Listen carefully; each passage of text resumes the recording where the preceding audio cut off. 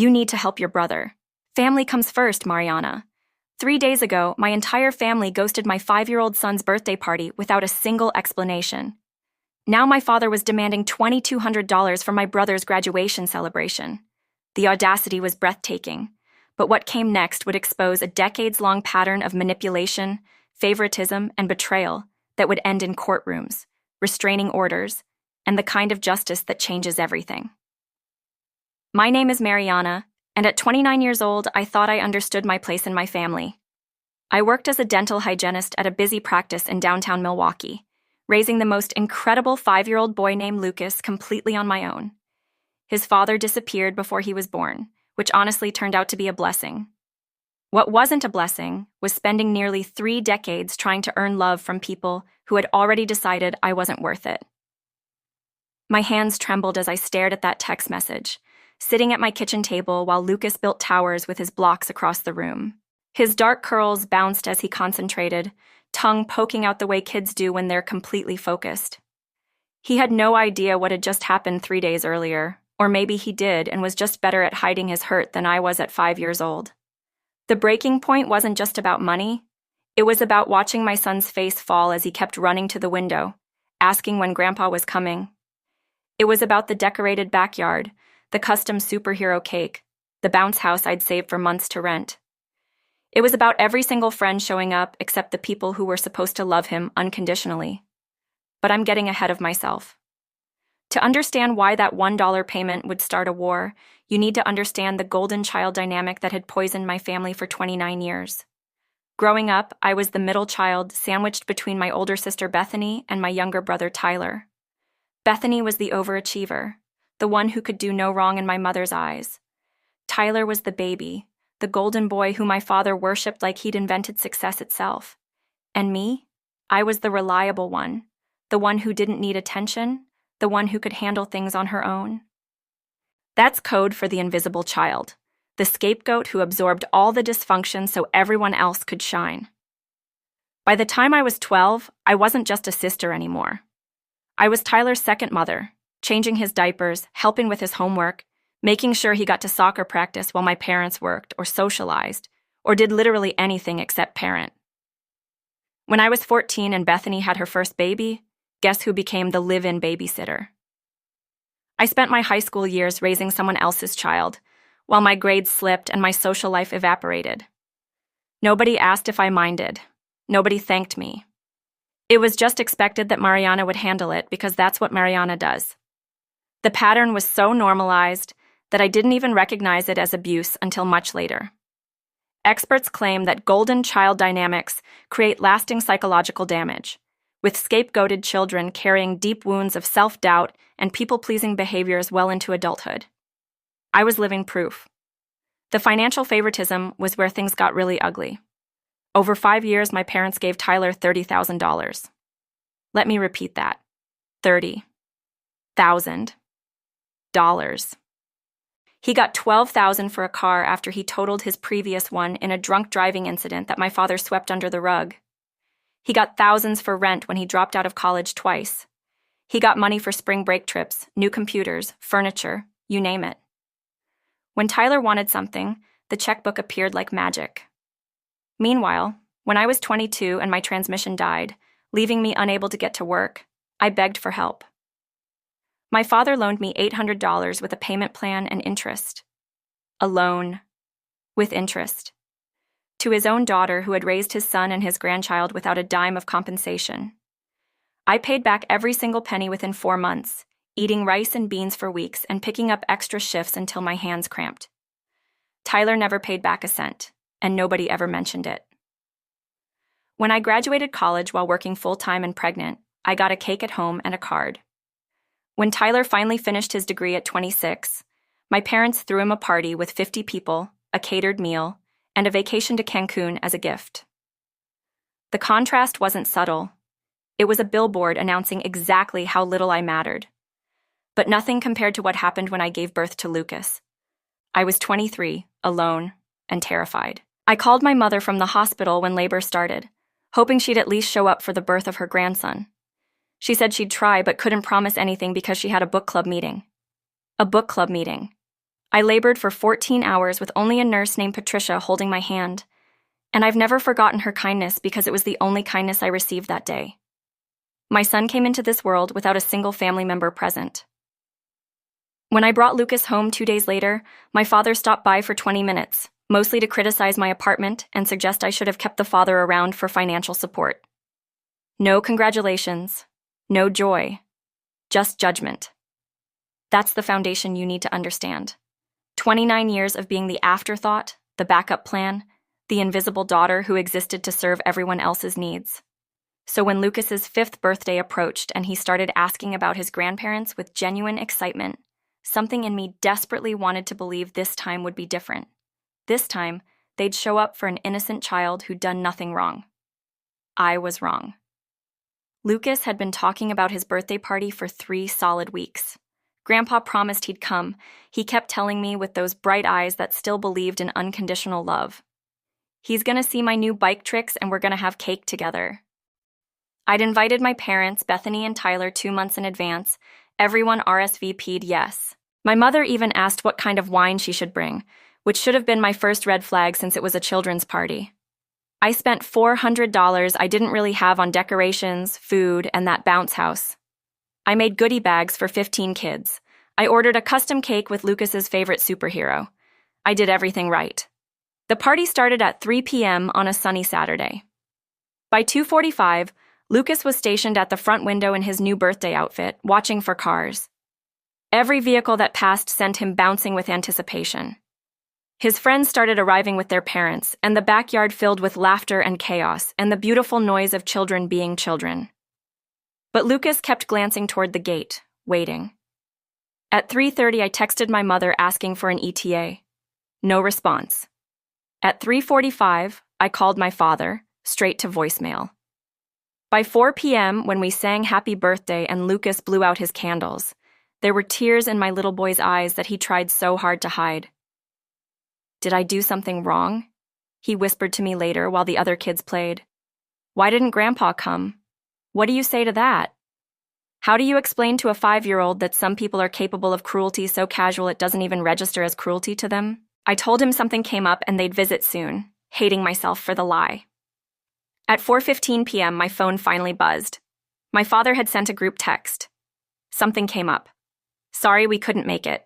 That was it. No explanation. No phone call to Lucas. No acknowledgement that they'd just devastated a child who'd been counting down the days to see them. I spent that night holding Lucas while he cried himself to sleep, and something fundamental broke inside me. The next morning, I decided to call my mother directly and demand an actual explanation. She answered on the 4th ring, sounding annoyed that I was bothering her. We had a family thing with Tyler, she said casually. It ran long. A family thing. With Tyler. The golden child had needed something, and my son's birthday became collateral damage without a second thought. I could hear Tyler laughing in the background, completely unbothered. They weren't even sorry. I hung up without another word, my hands shaking with rage I'd suppressed for 29 years. I sat down and did something I should have done decades ago. I made a list of every instance of favoritism, every financial disparity, every dismissal and disappointment. The numbers were staggering. Tyler had received approximately $30,000 over 5 years. I'd received an $800 loan with interest that I repaid in full. Tyler got help with rent, car payments, legal fees, travel. I got criticism and demands for my time. The documentation was damning. Then came the text message that would change everything. 2 days after my family ghosted my son's birthday, my father sent another group text. This one announced Tyler's graduation party in 3 weeks and assigned financial contributions to each family member. Bethany was assigned $800. I was assigned $2,200. The audacity made me actually laugh out loud. Not only had they just traumatized my child, but now they expected me to fund the Golden Child celebration at nearly 3 times what they were asking from my sister. No, please. No asking if I could afford it. Just an assignment, like I was an employee receiving orders. I stared at that message for a full 10 minutes, and then I did something I'd never done before. I said no. Actually, I did better than no. I opened my payment app, sent my father exactly $1 and wrote a note. For Tyler's party, best wishes, $1. It was petty. It was calculated. It was absolutely perfect. His response came within minutes. This is unacceptable. Family helps family. We need that money. The irony was so thick you could cut it with a knife. Family helps family except when I needed $800 for a transmission. Except when I was giving birth alone. Except when my son waited by the window for grandparents who couldn't be bothered to show up. But that $1 was more than just symbolic rebellion. It was the first domino in a chain reaction that would expose everything. What my father didn't know was that I'd been planning my exit strategy for months. 3 weeks before Lucas's birthday, I'd refinanced my house. My father's name, which had been on the original mortgage as a co-signer when I was younger and broke, was now completely removed. He no longer had any legal claim to my property, and more importantly, he no longer had a key that worked because I'd changed every single lock. The explosion came exactly when I expected it. 2 days after my $1 payment, I was at work when my phone lit up with 17 missed calls from my father. Then came the texts. Disrespectful, selfish, ungrateful. How dare you embarrass this family? You'll regret this. The threats escalated quickly, but I didn't respond. I was done engaging.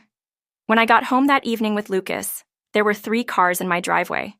My entire family had shown up at my house uninvited, and my father was standing at my front door, trying his old key with increasing fury. I sat in my car with Lucas for a moment, then called 911. I told the dispatcher I had unwanted visitors on my property who were refusing to leave. I gave them Officer Keen's card, who I'd strategically befriended at a community safety night months earlier for precisely this type of situation. While we waited in the car, my father noticed us and stormed over, yanking on the car door handle and shouting about disrespect and family obligation. Lucas started crying. That's when the police arrived. 2 squad cars pulled up within 6 minutes, and Officer Keen was the first one out. He took one look at my father yanking on my car door with my terrified son inside, and his entire demeanor changed. "Sir, step away from the vehicle right now." The confrontation that followed was everything I'd never been able to say myself. Officer Keen asked if my father lived at this residence. No. Did he have permission to be there? No. Had I asked him to leave? Yes. Did he have any legal right to be demanding entry? No. The facts were simple, and for once my father couldn't manipulate his way out of them. My mother tried to intervene, claiming they were just trying to have a family conversation. Officer Keen shut that down immediately. A conversation requires mutual consent. Your daughter called the police. That's not consent. He issued a trespass warning on the spot, making it clear that any family member who returned to my property without explicit permission would be arrested. The humiliation on my father's face as they were ordered off my lawn was something I'll never forget. Tyler recorded part of it on his phone, probably planning to use it against me later. That recording would become evidence. But if I thought that was the end of it, I was incredibly naive. My father's next move was so vindictive, so calculated to destroy me, that it crossed every line imaginable. 4 days after the police incident, I got a call from a woman named Jennifer, who identified herself as a Child Protective Services caseworker. Someone had filed a report claiming Lucas was being neglected, that the house was unsafe, and that I was mentally unstable. The bottom fell out of my world. CPS investigations are every parent's nightmare, but especially for single mothers. Reports suggest that malicious referrals account for between 5 and 11% of all Child Protective Services investigations, with many connected to custody disputes or family conflicts. My case was textbook malicious. Jennifer scheduled a home visit for 2 days later, and I immediately went into crisis mode. I called my friend Destiny, who worked as a school administrator, and she helped me gather character references from Lucas's preschool teachers, our pediatrician, and 3 of my coworkers. I deep cleaned an already clean house. I organized paperwork showing Lucas's medical records, school attendance, meal plans, everything. I took photos of his bedroom, his toys, the kitchen fully stocked with food. I was preparing for battle, and the rage fueling me was volcanic. My father had weaponized the system designed to protect children just to punish me for setting a boundary. It wasn't just toxic anymore. It was evil. When Jennifer arrived, she spent 2 hours inspecting every corner of my house. She interviewed Lucas, asking him about food, bedtime, if mommy ever hurt him, if he felt safe. My 5-year-old son, still traumatized from his birthday disappointment, had to answer questions about whether his mother was abusing him. He told her about his favorite foods, his bedtime stories, how mommy takes him to the park every Sunday. He showed her his art projects on the fridge and his collection of toy cars. He was perfect, and it broke my heart that he had to be. Then Jennifer asked me directly if I knew who might have filed the report. I told her the truth. My father, in retaliation for calling the police on him when he tried to force entry to my home. I showed her the police report from Officer Keene. I showed her the text messages demanding money. I showed her the documented pattern of harassment. Her expression shifted from professional neutrality to something like anger. She asked if I'd consider filing for a restraining order. I told her I was already planning to. 3 days later, Jennifer called with the official results. Case closed. Unfounded. Her report explicitly stated that the complaint appeared to be malicious and related to ongoing family conflict. Lucas was healthy, safe, and thriving in a loving home. But the documentation of that malicious complaint would follow my father into court because I was done playing defense. It was time to go on the offensive. I hired an attorney named Vanessa Chen, who specialized in family law and restraining orders. She was expensive, but Destiny helped me set up a crowdfunding campaign that raised enough to cover the retainer in 48 hours. Turns out a lot of people relate to toxic family dynamics, and my story resonated. Vanessa listened to everything and said 4 words that changed my life. We have a case, a strong one. She filed for an emergency restraining order based on harassment, trespassing, and the weaponization of CPS. The court date was set for 3 weeks out. In the meantime, my father's harassment continued through intermediaries. Tyler texted me claiming I was tearing the family apart. Bethany called crying, saying I was being dramatic and should just apologize. My mother left voicemails about how I was hurting everyone with my selfishness. The gaslighting was industrial strength, but I'd learned something important. When you start setting boundaries with toxic people, their masks fall off fast. The real them, the one they've hidden behind fake family unity, comes out swinging. What they didn't understand was that I'd been documenting everything for months, every text message, every phone call log, every instance of financial favoritism I could prove through bank statements and receipts. Vanessa built a case file that was over 200 pages long. The evidence was overwhelming. Tyler's $30,000 in gifts versus my $800 loan with interest, the ghosted birthday party, the trespassing incident with police documentation, the malicious CPS report with the caseworker's findings, the threatening messages, all of it, organized chronologically and legally airtight. The court date arrived, and I walked into that courthouse with Vanessa, Destiny, and a binder full of receipts. My entire family was there on the other side, looking confident that the judge would dismiss this as a petty family squabble. My father wore his best suit, probably thinking he could charm his way through this like he'd charmed his way through everything else. He had no idea what was coming. The hearing lasted 4 hours. Vanessa presented our evidence methodically, starting with the pattern of favoritism and financial disparity. She showed the judge bank statements proving the $30,000 given to Tyler versus the $800 loan to me. She presented testimony from Lucas's birthday party, including statements from 3 parents who witnessed my son's distress when my family failed to show. She showed the texts assigning me $2,200 for Tyler's party days after they traumatized my child. Then came the criminal elements. The police report from Officer Keene describing the trespassing incident and my father's aggressive behavior toward my locked car with Lucas inside. The CPS caseworker's report explicitly stating the complaint was malicious and related to family conflict. The threatening text messages. The harassment through intermediaries after the restraining order was filed. Every piece of evidence was time-stamped, verified, and damning. My father's attorney tried to paint me as vindictive and oversensitive. He claimed the family was just trying to maintain relationships and I was overreacting. That strategy collapsed under cross-examination. Vanessa asked him to explain why maintaining relationships required $2,200 from a single mother. She asked him to explain the $30,000 disparity. She asked him to explain the CPS report. He had no good answers. Then my father took the stand, and it was devastating to watch. Under oath, he couldn't lie his way out of the documented facts.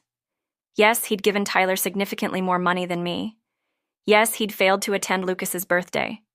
Yes, he'd shown up at my house uninvited after I'd said no to funding Tyler's party.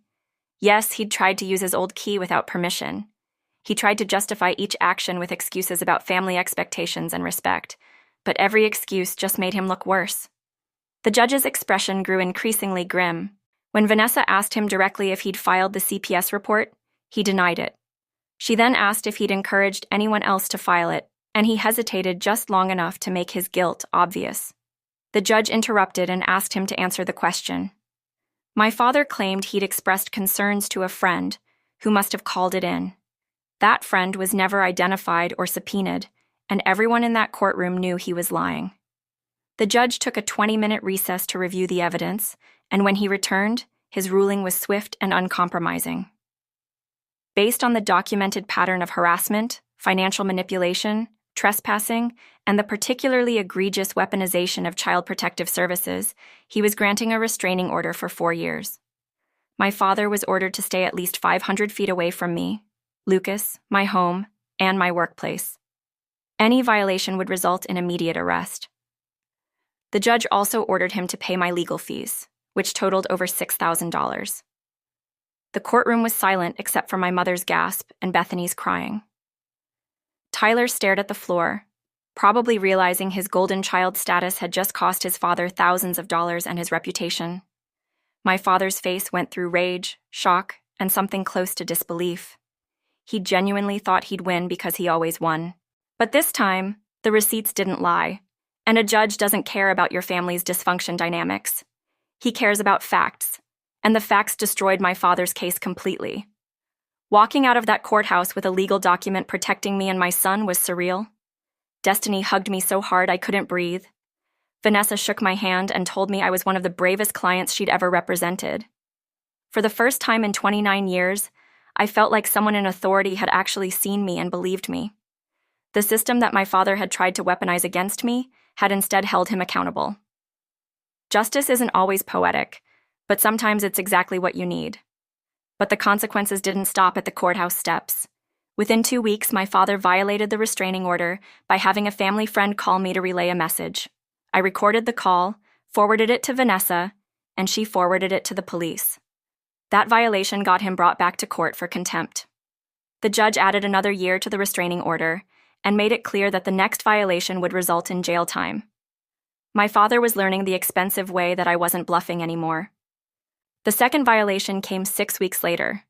My father showed up at Lucas's preschool during pickup time, claiming he just wanted to see his grandson. The school, which I'd already alerted about the restraining order, immediately called the police and me. By the time I arrived, my father was in handcuffs, arguing with officers that family law was nonsense and he had grandparent rights. He spent the night in jail for contempt of court, and the judge extended the restraining order to 6 years total. Family estrangement statistics show that 16% of adults cite manipulation and control as the primary reason for cutting off family members. I'd become part of that statistic, and I wasn't sorry. The fallout rippled through the entire family in ways my father never anticipated. Tyler's graduation party, the one I was supposed to fund with $2,200, ended up being a small gathering of about 12 people in my parents' backyard. Nobody wanted to contribute after the court case because everyone in their social circle had heard what happened. The golden child's big celebration was quiet and awkward, and Tyler apparently complained the entire time. The karmic justice was almost too perfect. Bethany distanced herself from my parents after realizing they might turn on her next if she didn't comply with their demands. She reached out to me months later, apologizing for not seeing the favoritism sooner and admitting she'd benefited from it too. We're rebuilding a relationship slowly, with clear boundaries and no illusions about our parents. She's in therapy now, working through her own issues with family dynamics. Some relationships are salvageable if both people are willing to do the work. My mother called once, 6 months after the restraining order, from a number I didn't recognize. She claimed my father was depressed and the family was falling apart, and couldn't I just drop the restraining order and move on? I asked her if she remembered Lucas's 5th birthday. Silence. I asked her if she remembered me giving birth alone. More silence. I told her the restraining order would stay in place for the full 6 years, and she should use that time to figure out why she chose a toxic man over her daughter and grandson for 3 decades. Then I hung up. Tyler's life imploded in slow motion. Without the constant financial support from our parents, who were now dealing with legal fees and damaged reputations, he couldn't maintain his lifestyle. He got evicted from his apartment, lost his car to repossession, and had to move back in with our parents at 26 years old. The golden child had never learned to function without a safety net, and watching him struggle was a harsh lesson in what enabling actually does to people. I didn't celebrate his failures, but I didn't feel sorry for him either. As for me and Lucas, we're thriving in ways I never thought possible. Lucas's 6th birthday party was attended by Destiny, her family, 3 coworkers from my practice, Lucas's teacher, and 4 of his closest friends from school. Not a single blood relative was there, and it was the happiest birthday he'd ever had. No anxiety about who would show up, no disappointment, just people who genuinely cared about him celebrating another year of his beautiful life. That's what family is supposed to be. I got promoted at work to senior dental hygienist with a raise that let me finally build a real emergency fund. Destiny and I moved in together platonically to share expenses and co-parent Lucas, who now has 2 stable adults in his life instead of one exhausted mom doing everything alone. The house is full of laughter and routines, and the kind of peace I didn't know existed. Sometimes people ask if I regret cutting off my family or if I think I was too harsh. The answer is no, not even a little bit. Every boundary I set, every legal action I took, was about protecting my son and myself from people who had proven repeatedly that they would hurt us without remorse. Family isn't about blood. It's about respect, reciprocity, and showing up. My biological family failed every single one of those tests. The most healing part came about 8 months after the restraining order, when Lucas asked me out of nowhere why we didn't see Grandpa anymore. I took a deep breath and told him an age-appropriate version of the truth. Sometimes people don't know how to love us the way we deserve, and it's okay to choose people who do. He thought about that for a minute, then said, "Destiny loves us the right way." Out of the mouths of children, he was exactly right. I've learned that walking away from toxicity isn't giving up on family. It's refusing to teach your children that love means accepting cruelty. It's modeling self-respect and boundaries. It's choosing peace over performative relationships that drain you dry. And sometimes, the truest revenge isn't elaborate or dramatic. It's building a life so full of genuine love and stability that the people who tried to break you become irrelevant. The $1 I sent my father wasn't just petty. It was symbolic. It said, "You have asked for and received your last piece of me. Everything from this point forward belongs to people who deserve it." That single dollar set off a chain reaction that exposed decades of dysfunction, ended cycles of abuse, and gave my son a chance to grow up without inheriting my trauma. If that makes me the villain in my father's story, I'll wear that title proudly. 3 years into the restraining order, my life looks nothing like it did the day of Lucas's 5th birthday party. I have a career I love, a home filled with chosen family, and a son who knows he's cherished without conditions. I've been in therapy working through the scapegoat wounds and learning to recognize my worth without needing external validation. It's hard work, but it's the kind of hard that builds something instead of breaking it down. There are still hard days. Holidays can be complicated when you've cut off your entire biological family. Sometimes I see Lucas watching other kids with their grandparents at the park and I feel a pang of guilt. But then I remember the window. I remember my 5-year-old asking if he'd done something wrong. I remember giving birth alone. I remember $30,000 versus $800. And the guilt evaporates because I know I made the only choice that honored both of us. The restraining order has 3 more years left, and honestly, I hope I never hear from my father again after it expires. There's nothing he could say or do at this point that would rebuild what he spent 29 years destroying. Some bridges aren't meant to be repaired, some relationships are healthy or dead, and some people will never understand that their actions have permanent consequences until those consequences cost them everything.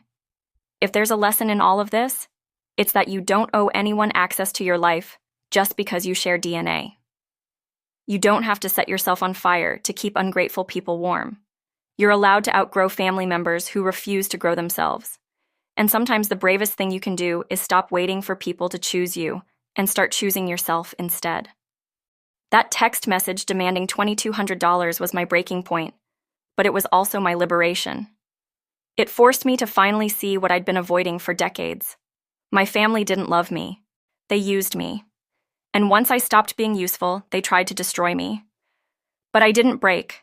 I built legal walls, gathered evidence, and let the system do what I'd never been able to do myself: hold them accountable. Lucas is 8 now as I'm telling this story. He doesn't remember much about his 5th birthday anymore, which is both sad and healing. What he does remember is being surrounded by people who show up, who keep their promises, who love him loudly and consistently. He's confident, kind, and secure in ways I never was as a child. That's generational healing in action. That's what happens when you refuse to pass trauma down the line. My father turned 63 last month. I didn't send a card. Tyler is apparently engaged to someone I've never met and still living with our parents. Bethany sends me updates occasionally, careful not to push for reconciliation. My mother is exactly who she's always been, and I've stopped expecting different. The family I was born into is essentially dead to me, and I've never been happier. That's not tragic. That's triumph. The golden child and the scapegoat don't exist in my house. Lucas will grow up knowing he's loved because he exists, not because he performs or complies or makes himself small. He'll never wonder why his sibling gets thousands while he gets loans.